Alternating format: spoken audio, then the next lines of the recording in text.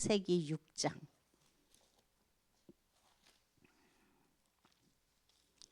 창세기 6장 1절부터 14절까지 6장 1절부터 14절까지 우리 합독합니다. 사람이 땅 위에 번성하기 시작할 때에 그들에게서 딸들이 나니 하나님의 아들들이 사람의 딸들의 아름다움을 보고 자기들이 좋아하는 모든 여자를 아내로 삼는지라. 여호와께서 이르시되 나의 영이 영원히 사람과 함께하지 아니하리니 이는 그들이 육신이 됨이라. 그러나 그들의 날은 120년이 되리라 하시니라. 당시에 땅에는 네피림이 있었고 그 후에도 하나님의 아들들이 사람의 딸들에게로 들어와 자식을 낳았으니 그들은 용사라. 고대의 명성 있는 사람들이었더라. 여호와께서 사람의 죄악이 세상에 가득한과 그의 마음으로 생각하는 모든 계획이 항상 악할 뿐임을 보시고 땅 위에 사람 지으셨음을 한탄하사 마음에 근심하시고 이르시되 내가 창조한 사람을 내가 지면에서 쓸어버리되 사람으로부터 가축과 기는 것과 공중의 새까지 그리하리니 이는 내가 그것들을 지었음을 한탄함이니라 하시니라. 그러나 노아는 여호와께 은혜를 입었더라.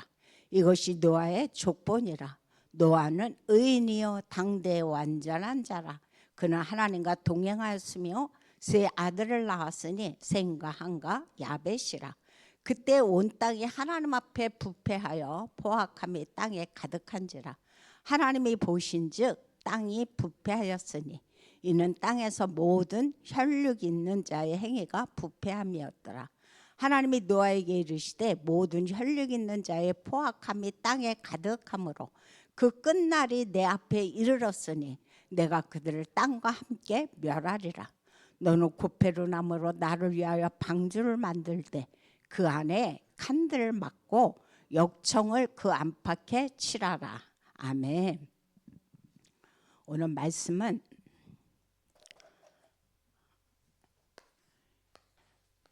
주일날 말씀이죠. 영원한 심판 속에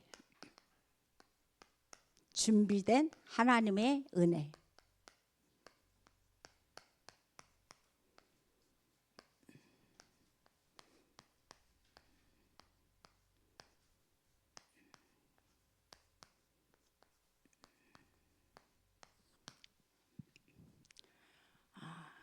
지금 우리가 말씀을 같이 한번 나눠봤지만 지금 시대는 어떤 시대라고 그랬냐? 네피림 시대라고 그랬어요. 이 네피림 시대라는 것은 다시 말해서 한마디로 죄악이 가득한 시대라는 거죠. 그래서 결국은 영성이 하나님을 알 수 있는 영성이 무너진 시대다. 이거를 네피림 시대로 가장 잘 표현할 수 있다는 것을 우리는 알 수가 있죠. 그래서 3절에 보니까 오늘 말씀 3절에 나의 영이 뭐라고 그랬습니까? 사람과 함께 하지 않겠다. 그 말씀을 지금 여기서 하고 있어요. 그런데 이 말씀에 너무도 중요한 것이 내포되어 있는데 왜냐?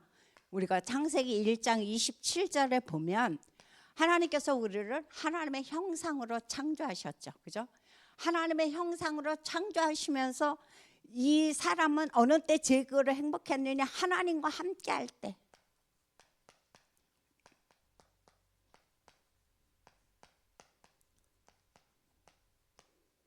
마치 물고기가 물속에 있을 때 최고로 행복한 것처럼 나무가 땅에 뿌리를 내리고 있을 때 최고로 행복한 것처럼 하나님의 형상으로 창조받은 우리 사람은 하나님과 함께 할 때 우리는 최고로 행복합니다. 그런데 뭐가 들어왔다고 그랬어요? 죄가 들어왔다고 그랬어요. 죄가 들어옴으로 말미암아 결국은 인간이 어떻게 됐느냐? 영적으로 죽음을 당했죠. 그 영적으로 죽었다는 것은 뭐냐? 하나님과 단절됐다는 거예요. 아무리 내가 하나님을 찾으려고 하나님을 만나려고 몸부림을 친다 할지라도 이미 하나님을 알 수 있는 영적인 것이 죽어버렸기 때문에 하나님을 찾을 수도 없고 하나님을 만날 수도 없는 그런 어떤 사람? 육신적인 존재, 육적인 존재라는 거죠. 이것으로 인간은 전락하고 말았다는 것을 성경은 너무도 정확하게 우리에게 말씀을 해주고 있습니다. 그래서 오늘 5절서부터 6절에 보니까 하나님 뭐라고 말씀해 주셨냐면 사람들의 마음과 생각이 뭐하다고 그랬습니까? 악하다고 그랬어요. 악함으로 말미암아 사람 지으셨음을 한탄했다. 참 이 말씀을 저는 묵상하면서 정말 씁쓸했어요. 그래서 내가 모든 것들을 지면에서 쓸어버리라 지금 하나님께서 말씀하셨거든요. 우리가 왜 저는 이 말씀을 묵상을 하면서 뭐가 생각났느냐, 자녀가 생각이 났어요. 자녀들. 우리가 보통 자녀들을 이렇게 이제 양육을 하면서 주변에서 그런 말씀들 많이 하죠. 정말 그렇게 힘들게 하는 자녀들, 부모의 마음과는 전혀 상관이 없이 행동하는 자녀들을 보고 여기서는 지금 사람들의 마음과 생각이 악함을 보시고 사람 지으심을 한탄했다 그랬는데 보통 사람들은 어떻습니까? 저 자식 내가 호적에서 뭐예요? 파버린다 그래요. 전혀 부모와는 상관이 없이 부모의 얼굴에 먹칠을 하고 다니는 그 자녀들을 부모들은 너무 힘들어했던 거죠. 그것과 마찬가지로 하나님도 우리 사람을 보고 하나님 떠나서 그렇게 자기들 마음대로 살아가는 모습들을 보고 한탄한 모습이 지금 우리에게 나와 있습니다. 그래서 이 말씀들을 보면서 우리가 뭘 생각해야 되느냐, 마태복음 15장 19절에 보면 어떤 것이 악하냐, 마음에서 나오는 게 악한 생각이라고 그랬어요. 내 속에 자리 잡고 있는 것 자체가 뭐하다? 악하다. 그래서 중요한 것은 뭐예요? 이 내 마음속에 있는 그 뿌리 근자죠. 이게 바로 뿌리 근자인데 이 근본 자체 근원을 치유하지 않으면 안 된다는 거예요. 이 뿌리가 뭡니까? 바로 죄, 이 죄예요, 죄. 결국은 우리가 근본 문제로 인해서 이 죄 때문에 인간이 하나님 떠날 수밖에 없었고 그 모든 것이 다 누구다? 뒤에서 사단의 그 속임수에 넘어갔다는 거죠. 그래서 이 죄로 인한 이 근본 문제, 그래서 모든 것이 생각하는 것마다 악한 인간의 이 근원을 치유해야 되는데 그 근원을 치유하려면 이 땅에 도덕 갖고는 안 됩니다. 윤리 갖고는 안 됩니다. 율법 갖고도 안 됩니다. 오히려 뭐예요? 더 그 사람은 악해져요. 그래서 이것들을 오로지 치유할 수 있는 것은 누구? 그리스도 대신 예수. 그리스도 대신 예수 외에는 우리의 근본을, 우리의 근원을 치유할 분이 없다는 사실을 우리는 서론에서 일단 짚고 넘어가야 됩니다. 그래서 오늘 말씀의 본론은 무슨 말씀을 해주고 있냐면 그런 말씀을 해주고 있어요. 심판은 뭐라고 그랬어요? 갑자기 온다 그랬어요. 그런데 오늘 여기서 말씀하신 거는 하나님의 은혜. 심판은 갑자기 오지만 하나님의 은혜는 이미 여기서 나와 있죠. 영세전에 준비됐다 그랬어요. 얼마나 감사합니까? 그렇게 주님의 재림처럼 심판처럼 어느 날 갑자기 몰아닥치는 것이 아니고 하나님은 우리에게 은혜를 주시는데 이미 창세전에 이 모든 것들을 예비해 놓으셨다라고 말씀해 주고 있죠. 그래서 이 말씀을 생각하면서 첫째, 은혜는 뭐다? 선택이 아니다.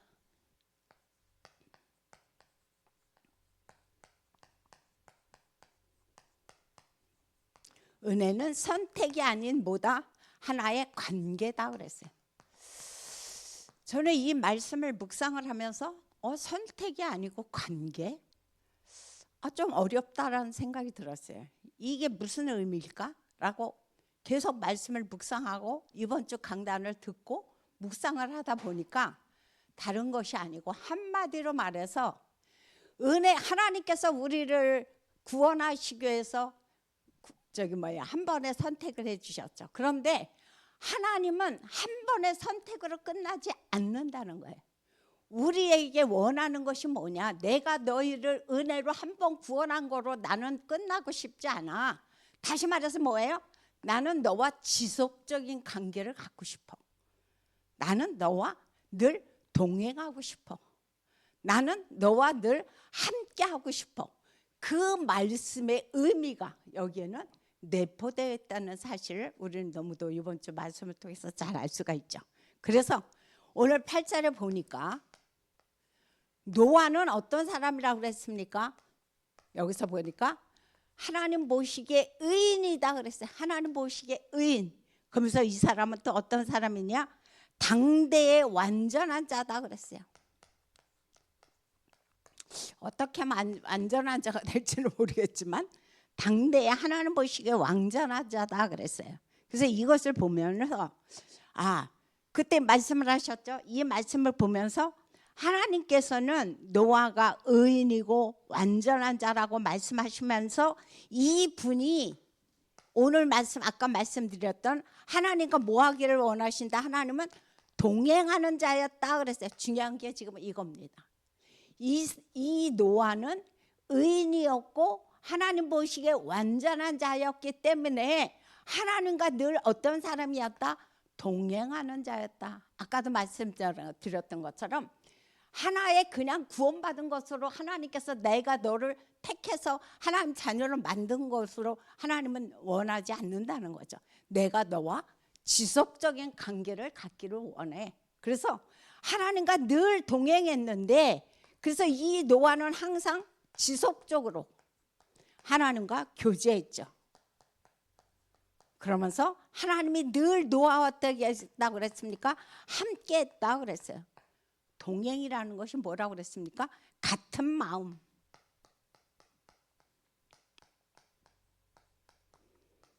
마음만 같으면 어떻게 되겠습니까? 같은 뭐다? 방향.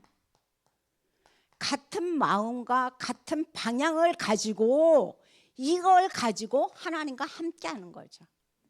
하나님과 함께 하는데 내가 어떤 사람과 함께 하는데 전혀 동상이몽으로 너는 너대로 나는 나대로 다른 생각을 가지고 함께 한다면 그건 의미가 없어요. 지속적으로 교제할 수가 없어요. 지속적으로 동행할 수가 없어요.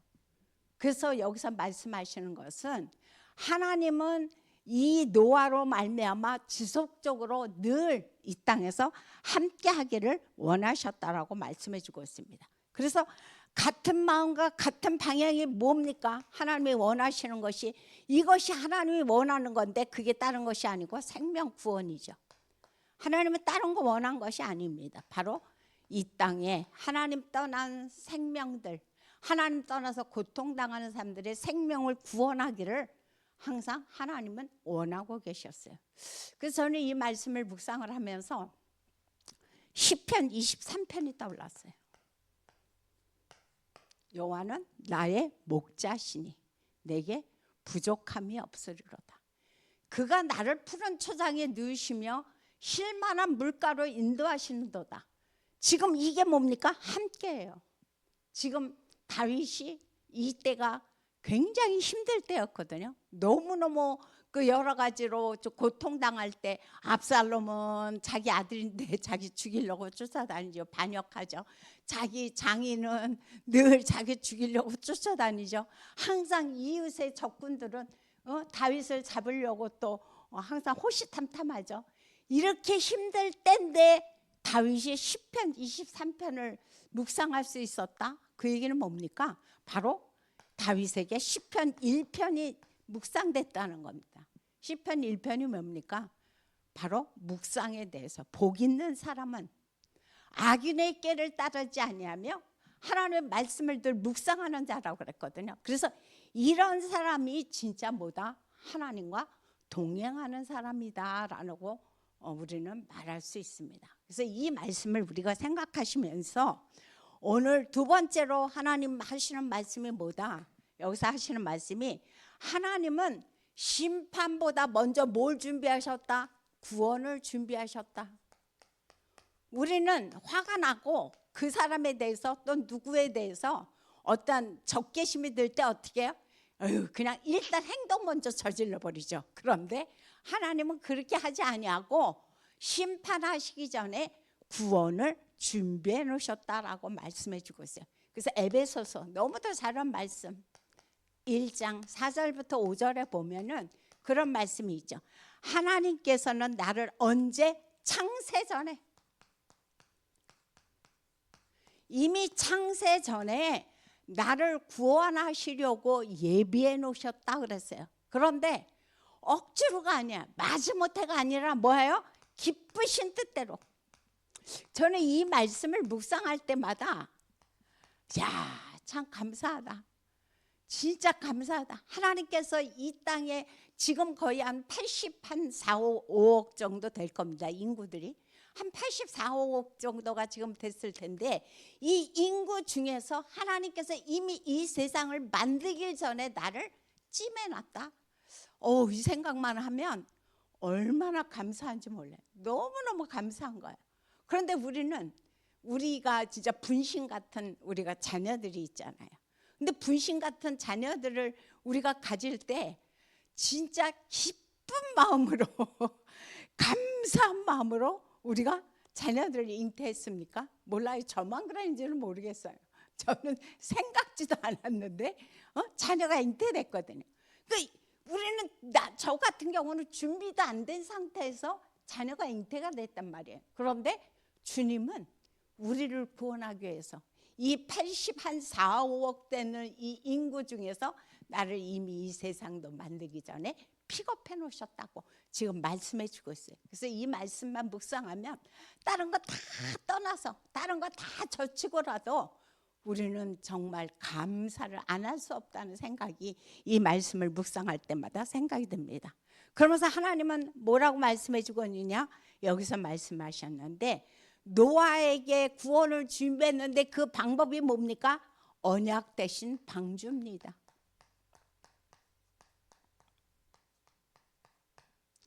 이 방주의 언약을 준비해놨다 그랬어요. 다시 말해서 이건 뭡니까? 하나님께서 우리를 이 방주는 구원하고자 하는 예수 그리스도를 상징하잖아요. 그래서 누구든지 방주 안 대신 그리스도 안에 들어가면 죽지 않고 심판받지 않고 살아간다는 그 말씀이죠. 그래서 바로 이 방주의 구원의 설계도죠. 하나님은 우리에게 이미 이 구원의 설계도를 작성해 주셨다라고 지금 말씀해 주고 있어요.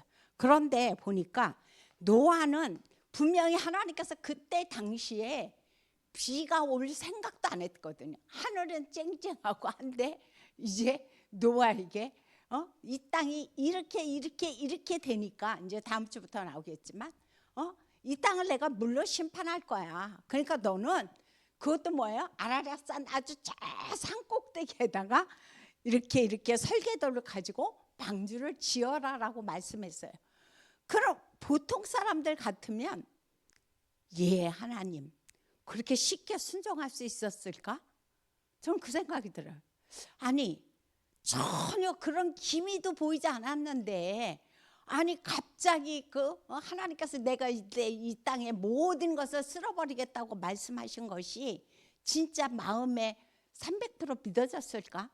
그래서 정말 저기는 그 높은 산에다가 이 방주를 지을 수 있었을까?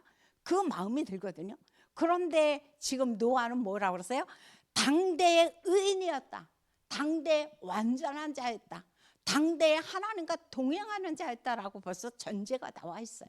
그래서 이 노아는 뭐 했다고 그랬습니까? 여기서 보니까 끝까지, 이게 중요한 거죠.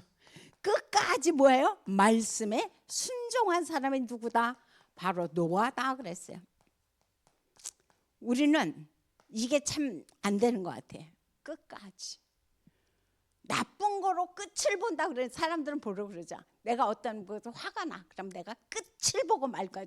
저 사람과 내가 아주 이판사판 공사판 해가면서 내가 저 사람과 완전히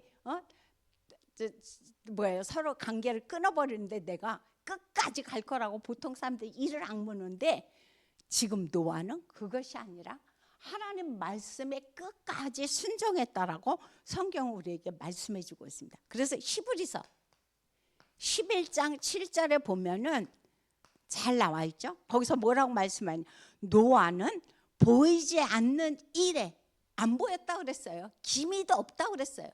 보이지 않는 일에 하나님의 경고를 받아서 하나님을 뭐함으로, 어떻게 해서 이게 됐습니까? 하나님을 경외함으로. 여기서 중요한 말씀이 이겁니다. 노아가 보이지도 않는 일에 하나님의 경고했다고 그렇게 순수하게 끝까지 몇십 년 동안 방주를 지을 수 있겠어요? 그런데 뭐예요?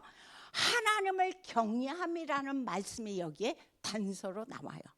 하나님을 경외함으로 뭐 했다? 여기서 보니까 방주를 준비했다. 그게 뭡니까?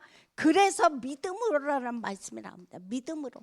바로 히브리서 11장이 믿음장이 아닙니까? 그래서 믿음으로 노아는 하나님을 경외함으로 하나님의 말씀을 끝까지 순종했다라고 지금 우리에게 말씀해 주고 있습니다. 그다음 세 번째로 하시는 말씀이 지금 뭐라고 말씀해 주고 있냐면은, 아까 이 제목에도 나왔지만 영원한 은혜의 방주 되신 그리스도.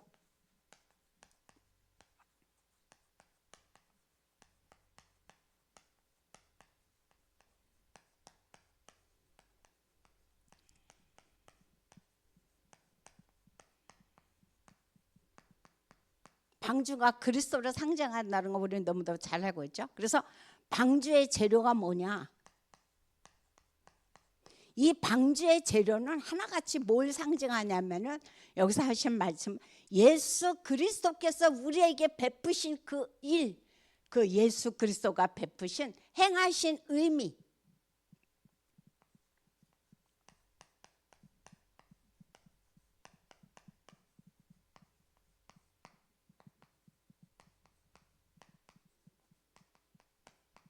의미가 여기에 내포되어 있다는 말씀을 지금 우리에게 해주고 있습니다. 그래서 고페르 나무라고 나오죠.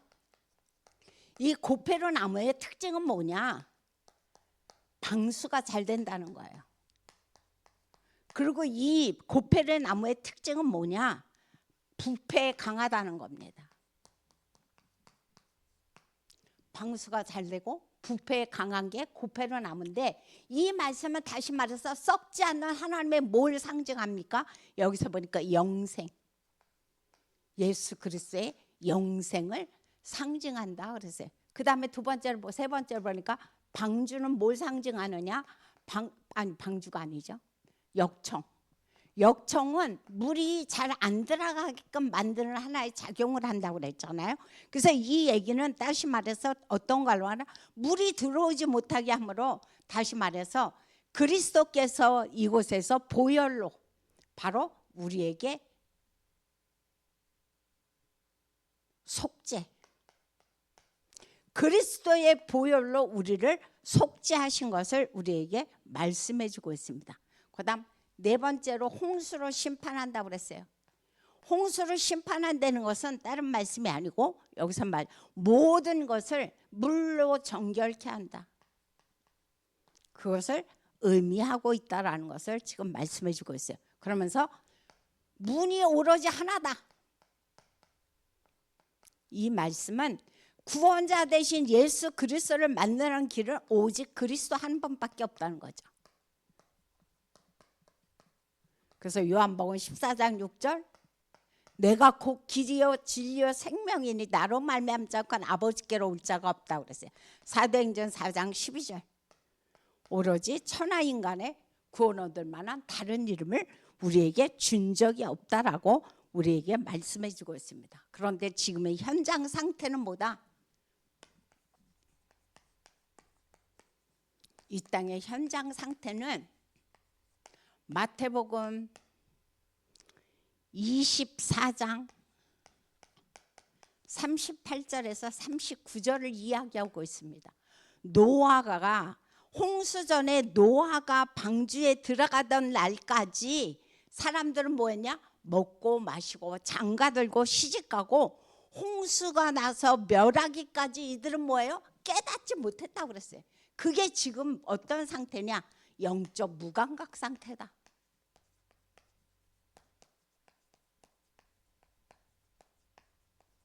지금 시대가 지금 이 시대라는 겁니다. 제가 어제 부평육동의 현장을 밟고 왔습니다.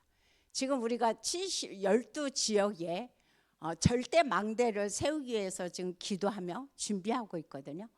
그래서 저는 이제 저 나름대로 기도하면서 한번 그 밟을 곳에 것을 기획하고 지금 한 군데 한 군데를 지금 밟고 있습니다. 근데 어제는 부평 육동을 좀 다녀봤는데 그곳은 어떤 곳이냐? 다민족들이 많이 살아요.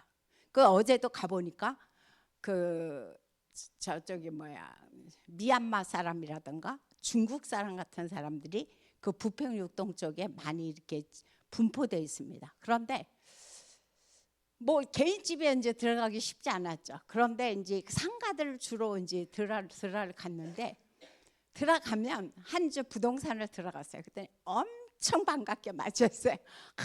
어서 오시라고. 근데 사실 저는 부동산 일 때문에 온 건 아닌데요. 네, 그때 그래도 앉으래요. 이제 두 분이 계셨는데 그래서 앉았어요. 그러면서 그럼 무슨 일 때문에 오셨는지요? 여자분이 말씀을 하셨어요. 그래서 다른 게 아니고 지금 이 지역이 어떤 지역인지 잠깐 말씀을 드리고 그래서 이 지역에 우리 모두가 해야 할 일이 뭐냐? 하나님 만나는 일에 우리가 앞장서야 된다. 이제 그 얘기를 했어요. 그 얘기 끝나자 나갔어요. 그래서 그러면 이 말씀이라도 읽어보시라면서 이제 전도지를 드렸어요. 그랬더니 저다 놓으세요. 안 읽겠다는 얘기죠. 근데 남자분이 계속 웃고 계세요. 그러면서 내가 남자분한테 드리라 했더니 저 사장님 그거 드리면 화내세요.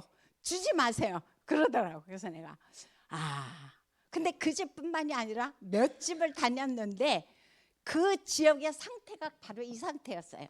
영적 무감각 상태.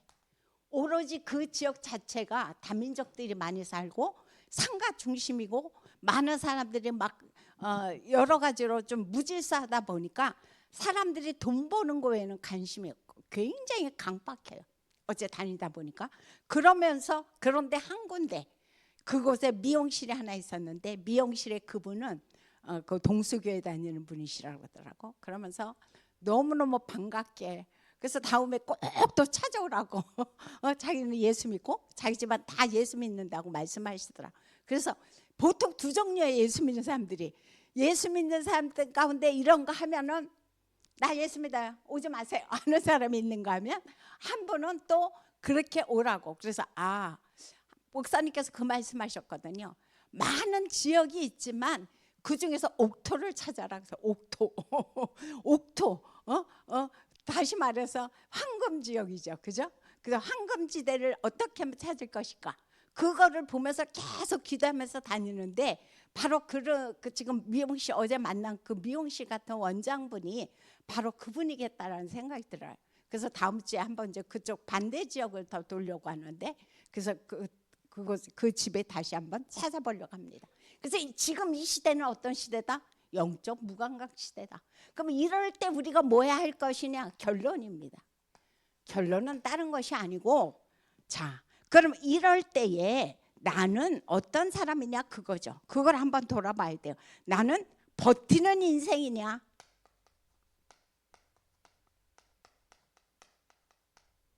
아니면 하나님과 동행하는 인생이냐 이걸 한번 묵상하시기 바랍니다. 버티는 인생? 뭘 버틴다는 얘기인가? 뭐가 버틴다는 겁니까?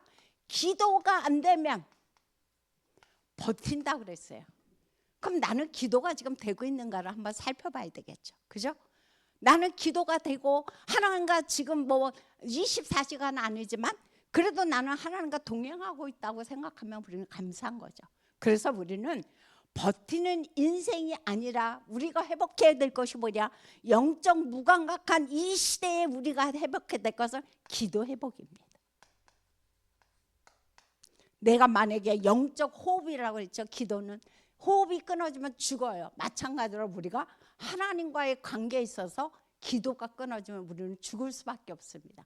그래서 이런 삶을 살지 않도록 우리가 다시 한번 깨워서 하나님 앞에 기도하면서 영적 무감각한 이 시대를 살리는 저와 여러분이 되시기를 예수 이름으로 부탁드립니다. 기도하겠습니다.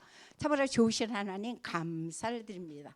오늘 말씀을 통해서 이 시대는 네피림 시대로서 완전히 악하다고 말씀하시고 있습니다.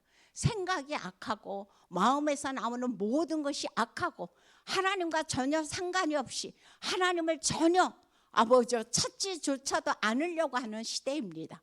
아버지 이 시대에 이 영적 무감각한 시대에 오직 방주 대신 그리스도만 전파하고 방주 대신 그리스도만 증거하는 증인들로 오늘도 쓰게 하여 주옵소서. 예수님의 이름으로 기도합니다.